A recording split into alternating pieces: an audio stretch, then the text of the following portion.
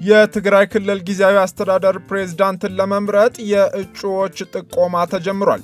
ሰላም ጤና ይስጥልን የተወደዳችሁ የኢትዮጵያ ሪፖርተር ዩቲዩብ ቻናል ተከታታዮች፣ ወቅታዊ መረጃዎች በፍጥነት እንዲደርሷችሁ የኢትዮጵያ ሪፖርተር ዩቲዩብ ቻናልን ላይክ፣ ሰብስክራይብ እና ሼር እንድታደርጉ እየጋበዝን የትግራይ ክልል ጊዜያዊ አስተዳደር መንግስትን በተመለከተ ዝርዝር መረጃን ይዘንላችሁ ቀርበናል። ኢሊያስ ክፍሌ ነኝ፣ አብራችሁን ቆዩ።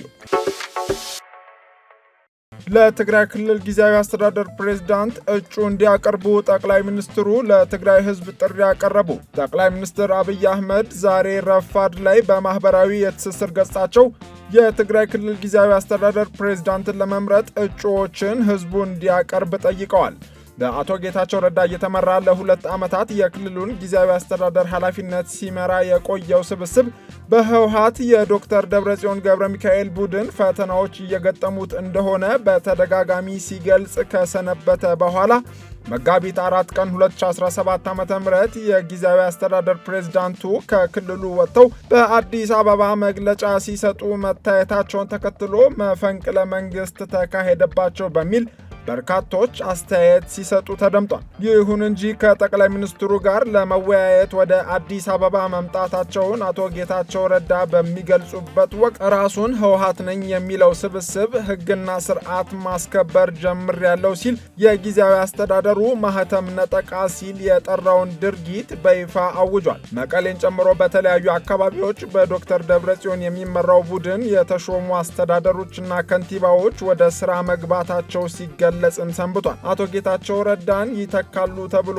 የተዘጋጁ ግለሰቦችም ጭምር ስለመኖራቸው ሐሳብ ሲናፈስም ከርሟል። በፌዴራል ህገ መንግስት አንቀጽ 62 ንዑስ አንቀጽ 9 እንዲሁም በፕሪቶሪያው የግጭት ማቆም ስምምነት መሰረት በአዋጅ ቁጥር 359/1995 የፌዴራል መንግስት በክልሎች ጣልቃ መግባት መፍቀዱን ተከትሎ በሚኒስትሮች ምክር ቤት ደንብ ቁጥር 533/2015 የትግራይ ጊዜያዊ አስተዳደር አካታች ሆኖ ለ2 ዓመታት እንዲመሰረት ተደርጎ ነበር። ይህ ጊዜያዊ አስተዳደርም የ2 ዓመታት ዕድሜውን አጠናቋል። የጊዜያዊ አስተዳደሩ ፕሬዝዳንት እስካሁን ወደ ትግራይ የመመለሳቸው ወሬ በይፋ ባለመኖሩ በርካታ አስተያየቶች ሲሰጡ ቢቆይም ጠቅላይ ሚኒስትር አብይ አህመድ በዛሬው ዕለት የትግራይ ጊዜያዊ አስተዳደር ለ1 ዓመት እንደሚራዘም አስታውቀው የአቶ ጌታቸው ረዳ ምትክ እንዲጠቆም ጥሪ አቅርበዋል። መንግስት በክልሎች ጣልቃ እንዲገባ በሚደነግገው አዋጅ መሰረት ጊዜያዊ አስተዳደር ለ2 ዓመት ብቻ እንዲቆይና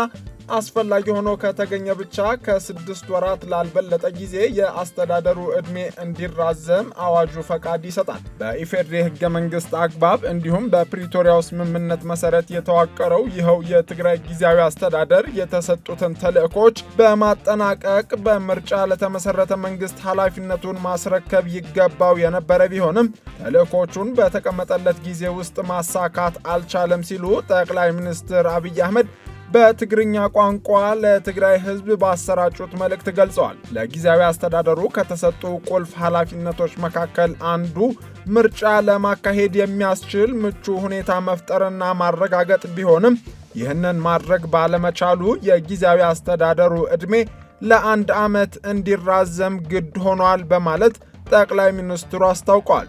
ይሁን እንጂ እስካሁን የህግ ማሻሻያ ባለመደረጉ በአዋጅ ቁጥር 359/1995 መሰረት የጊዜያዊ አስተዳደር ዕድሜ ከ2 ዓመታት መጠናቀቅ በኋላ ለ6 ወራት ብቻ መራዘም እንደሚችል ይፈቅዳል። የፌዴራል መንግስቱ የጊዜያዊ አስተዳደሩን ዕድሜ ለማራዘም ፖለቲካዊ፣ አስተዳደራዊና የህግ ስራዎችን እያከናወነ እንደሚገኝ ተገልጾ ከዚሁ ጎን ለጎን የጊዜያዊ አስተዳደር ፕሬዝዳንት መሾም አስፈላጊ ነው ሲሉ ጠቅላይ ሚኒስትሩ ገልጸዋል።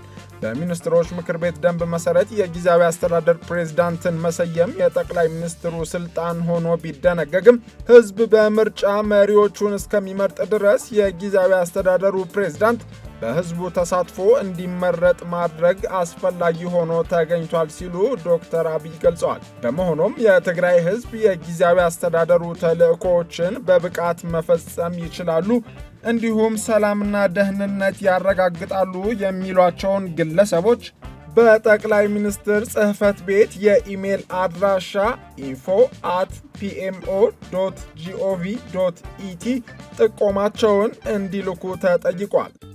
ገበያው በደራበት በአዲሷ ፒያሳ የንግድ ሱቆችን ከአንጋፋው ቴምር ሪል ስቴት በ900 ሺህ ብር ቅድመ ክፍያ G+5 ሙሉ የገበያ ማዕከል ላይ ቢያከራዩት ደህና ገቢ የሚያመጣ እንዲሁም ቢሰሩባቸው የተሻለ ትርፍ የሚያስገኙ ሱቆችን በጠቅላላ ክፍያ 3,900,000 ብር ጀምሮ እነሆ ብለናል።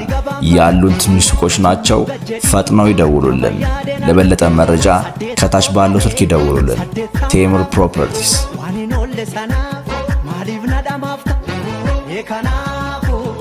የተወደዳችሁ የኢትዮጵያ ሪፖርተር ዩቲዩብ ቻናል ተከታታዮች ወቅታዊ መረጃዎች በፍጥነት እንዲደርሷችሁ የዩቲዩብ ቻናላችን ቤተሰብ እንድትሆኑ እየጋበዝን ለቆይታችሁ እናመሰግናለን። መልካም ጊዜ።